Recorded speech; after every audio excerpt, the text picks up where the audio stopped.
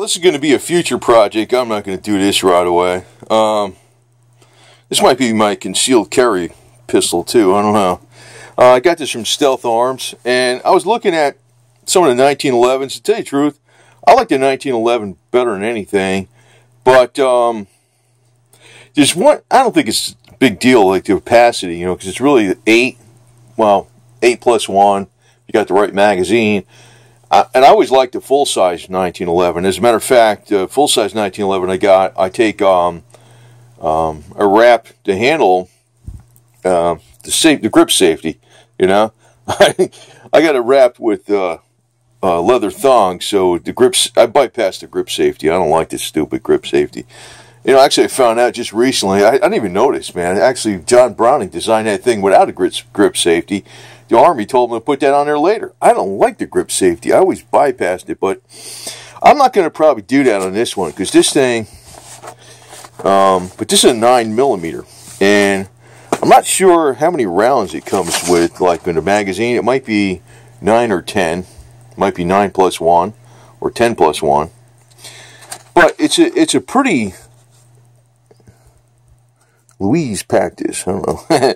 This thing comes in a really nice package, man. So it's like I ordered a frame, and I just ordered the plunger stake down, because on this, when you're milling these, they give you, some of the frames have the plunger already built into the frame, or it comes with it or something like that. You got to stake down the plunger right here. There's a special tool for that. I just found one on eBay. It was like used. It was like brand new. I just, go get that thing. And I got a bead blasted with checkered front. But this is called the Commander one. And I was kind of thinking about not doing this with this, because this, if you're carrying it concealed, I don't know, maybe that can hang up on something, maybe it won't. I don't know. But then again, maybe I could put a little red thing on there, red dot sight. But it comes in here nice and really packaged nice. Now, with the 9mm, well, first off, you got these two side plates, and you got this screw, and basically you just sandwich it between the two side plates, and you run the cutter up and down through here, right here, and you got that little, yeah, right here is a carbide thing right here. I don't really look at this crap just yet, just looking at it right now. I mean, it's easy. You got to make sure it's oiled up. Oh, here's the cutter. I think this is the cutter right here. This is the barrel seat. Now, this one, you don't do the barrel seat because it's a 9mm. Do not cut barrel seat. See that? Barrel seat pre-machined for Clark para ramp. So, I think the one thing I probably got to do with it, though, is maybe, you know, do the barrel so the 9mm feeds in there. 9mm is good. I like 9mm and 45. But I was thinking, this thing is light, man. It's like freaking, God, it's freaking, it's like a piece of tissue paper compared to a real 40. Well, you know, it's a 9mm, right? 1911. But I saw this guy on the internet. He said he put 10,000 rounds through one of these aluminum frame things on some kind of competitions. Not the 9mm, but the 45. You know, same damn deal. It ain't worn out. Well, like, I guess as long as you lube it, it don't wear out. You know, it's 775 T6 heat treating. 775, 7075 aluminum, right? Just like you got on your AR-15s and whatever, right? It also comes with, you know, I don't know what this is for. It's some kind of just emery paper or something. And this has, here's like the screws, like, you know, you attach the plates. You put the plates on each side. And guess you run it through these pins or something. You might need to drill a hole or something before you're freaking in the frame to get this thing. I don't know. I ain't 100% sure, to tell you the truth. But it should line up right here somehow. Like I said, I ain't doing it right away anyway. I'm not in a hurry to do this shit. So,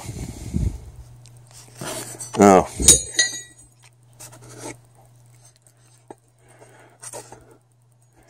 Well, it's somewhere around like that. I'm going to have to read the directions. But basically, you put one of these on each side, you clamp it, and you put it in a vise.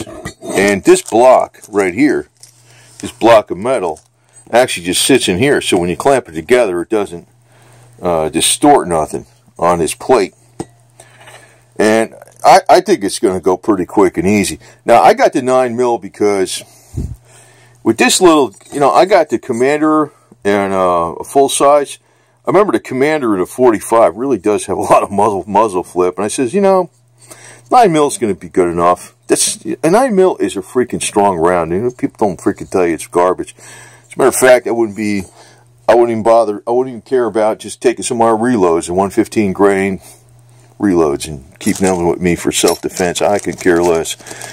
Because, you know, people get too freaked out about all the technical things too much, as long as it works good. And, but I figured, you know what I really liked about this? First off, in a 9mm, a 1911 and a 9mm is usually not that cheap. And because it's not as commonplace, you know?